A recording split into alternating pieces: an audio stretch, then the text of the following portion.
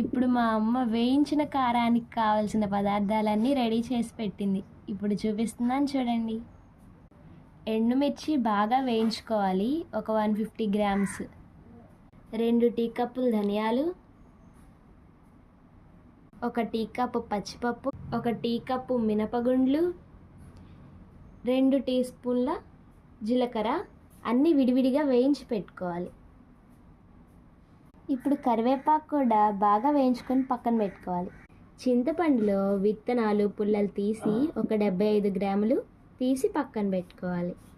1 tea cup కల్లుప్పు, మనకి ఇష్టం వచ్చినన్ని వెల్లుల్లి వేసుకోవచ్చు.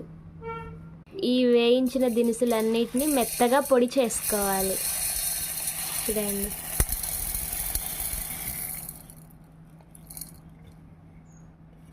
అమ్మ మెత్తగా తీసింది, కొంచెం బరకగా తీసుకున్నా బాగుండిద్ది. ఇప్పుడు మిరపకాయలు కూడా మిక్సీ వేసుకోవాలి. ఉప్పు కూడా కొంచెం వేసుకోవాలి. ఇప్పుడు ఆ మిగిలిన ఎండుమిర్చి కూడా వేసేసుకోవాలి. ఇప్పుడు కరివేపాకు కూడా వేసుకొని మిక్సీ వేసుకోవాలి. మా అమ్మ మాస్క్ పెట్టుకొని మరీ చేస్తుంది చూడండి. ఇలా మిక్సీ వేసిన కారాన్ని ఈ ధనియాలు అండ్ పప్పులు ఆ పౌడర్లో కలిపేసుకోవాలి. బాగా కలుపుకోవాలి ఇలా.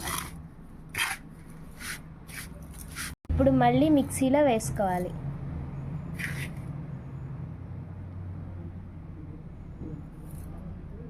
దీంతోపాటు కొంచెం చింతపండుని కూడా వేసుకోవాలి.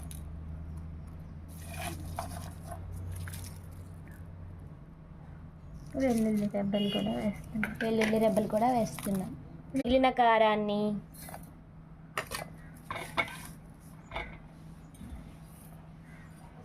ఈ మిగిలిన చింతపండు వెల్లుల్లి రెబ్బల్ని అన్నిటినీ వేసేసుకోవాలి. ఇలా మూత పెట్టుకొని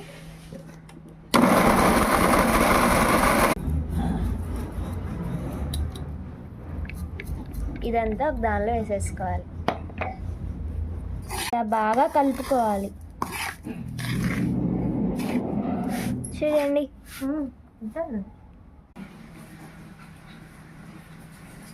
50 గ్రామ్స్ నూనెలో ఇవన్నీ బాగా వేయించుకోవాలి.